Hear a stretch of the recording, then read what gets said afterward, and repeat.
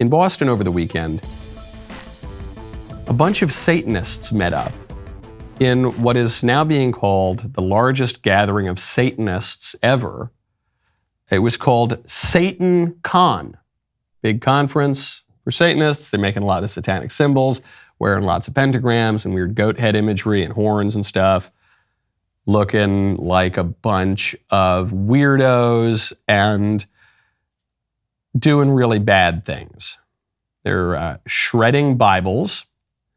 They were performing unbaptizing ceremonies, which is not possible. Baptism leaves an indelible mark on the soul, but these jokers think they can unbaptize you. They were shredding pro-cop flags, the thin blue line, Blue Lives Matter. They were promoting transgenderism. They were promoting abortion. They had talks, sins of the flesh, Satanism and self-pleasure, promoting what Woody Allen euphemistically called sex with someone you love, the sort of thing that one does associated with pornography. They had a talk reclaiming the trans body. And it's easy to kind of just mock these guys or even to feel a great deal of pity for them because you think, oh, these are just a bunch of misfit weirdos dressing up in goat horns and making the rock and roll symbol, and it's no big deal. But they're promoting pretty bad stuff. I mean, castrating children, that's not great. That's a bad thing to promote. Murdering babies through abortion, it's not great. These guys raise money for abortion clinics to kill babies. So it gets pretty dark.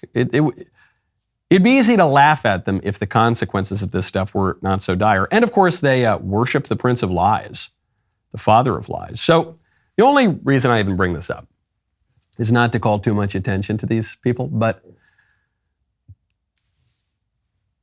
when conservatives point out that this stuff is satanic, that these ideas that seem like they're just ordinary political issues, we want to take down the cops, abolish the police.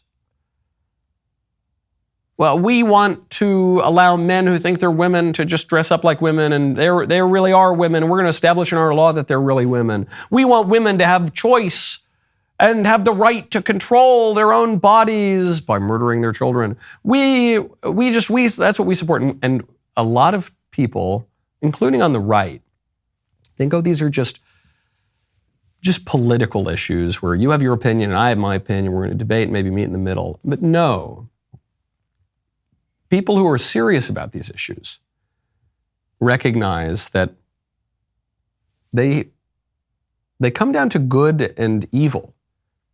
There is a satanic element to lots of these issues that are being pushed by the left. Tucker Carlson may have lost his job for pointing that out. But it's so clear. When conservatives point out that there is a satanic element to all of these issues, you don't need to take our word for it. The Satanists agree. People who actually worship the devil. And most normal people in the middle, it's not that they can't wrap their head around transgenderism or around abortion or around defund the police.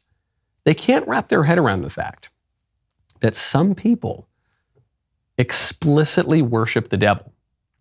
They think, well, that's a silly superstition. That's just a silly, stupid superstition. You guys, you're all jokers, okay? You people who worship the devil are jokers, and you people who go to church are jokers, and me, a bourgeois secular liberal whose most important weekly ritual is going to brunch on Sunday and maybe going to a yoga class. I'm the reasonable one here. I can't help but point out, if you look at all of human history, in every society, everywhere on earth, you see an acknowledgement of the devil and an acknowledgement of, if not the one true God, at least intuitions of the one true God, and an acknowledgement of moral reality and the idea that some things are better than other things. So who's the mistaken one? Who's the crazy superstitious one? The people who are behaving and perceiving the world in line with how everyone has always done so, or the handful of modern secularists who think it's all just bunk and we're all just bags of meat and chemicals and our only purpose is to get pleasure and all those higher things, they're just fanciful. To quote Antonin Scalia in an interview with a New York Magazine lib journo some years ago now, she was mocking him for being religious, and he said, yeah, I believe in God and heaven. I even believe in hell and the devil. Many more intelligent people than you or me have believed in the devil. Are you ready to take the next step in your education but struggling to fit traditional classes into your busy schedule? Grand Canyon University's online programs are designed to make earning your degree easy and accessible no matter your age or stage in life. Whether you're a busy professional looking to advance your career or a stay-at-home parent juggling family responsibilities, GCU's online courses give you the flexibility you need to learn on your own terms. Grand Canyon University specializes in helping you fit your bachelor's, master's, or doctoral degree into your busy day. From scholarships to customized scheduling, your graduation team, led by your own GCU counselor, provides you with the personal support you need to succeed. So why wait? If you're ready to take your education to the next level, you need Grand Canyon University. Find your purpose at Grand Canyon University. One of my favorite schools I've ever visited. I've got some colleagues, actually, who I met visiting Grand Canyon University. Now they work with us. GCU.edu, that is GCU.edu. The Pope went and visited Hungary. Hungary, strong right-wing government, doing a lot of great stuff. Pope Francis sometimes talks a little bit in a confusing way. Papa Francesco was misinterpreted by La Repubblica journal, a newspaper in Italy. And he'll say things, and then sometimes the journalists are in fact misinterpreting him. Sometimes what the Holy Father says is somewhat ambiguous. But what he said in Hungary was not ambiguous at all, and it shocked a lot of liberals. I will translate what the Pope says. This is a nefarious path of ideological colonization that eliminates differences, as in the case of gender culture, which eliminates differences, or prioritizes other things, reducing freedom, for example, and creating an insane right to abortion. That is always a tragic defeat. How beautiful instead would it be to build a Europe centered on people and peoples, where effective policies for birth and family are in place. We have countries in Europe where the median age is 46 or 48 years old. What if we have a country in which the growth and uniqueness of each individual is preserved? It's a great idea. So in there, he comes out in favor of Hungary's initiative to increase birth rates in Europe, comes out against abortion, articulates that this is insane to suggest there's such a thing as a right to abortion, and he says that gender ideology is crazy, that it's an ideological colonization that's contrary to reality. But this is a liberal pope. What do you mean, the liberal pope is opposed to abortion? Yes, because the church has taught consistently from day one that abortion is completely unacceptable. We see this in the Bible. We see this in the commandment against committing murder. We see this in the scriptural defenses of children. We also see this in the Didache, that earliest catechism of the church, going back to the earliest days of the church.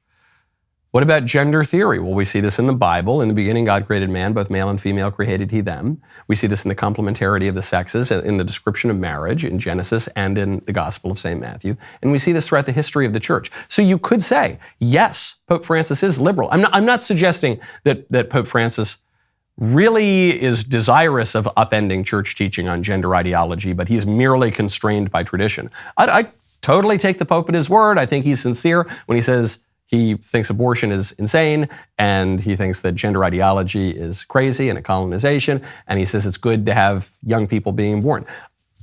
But why is it that the Pope would think that? And why would he advocate for that, even when he has a reputation as a liberal? Because there is no way to overcome not only the clear scripture, but that weight of history. This is why the libs have to attack history. This is why the libs have to turn your eyes away from history. This is why the libs have to get you to focus only on your unfettered reason and you as an individual, totally divorced from your family, from your local community, from your nation, from your democracy, and from what Chesterton would call that greatest democracy of all, the democracy of the dead, which is not merely confined to people who happen to be walking about the earth at this time. That segment is going to give you a lot to think about. It's giving me a lot to think about, even hearing it again. Wow.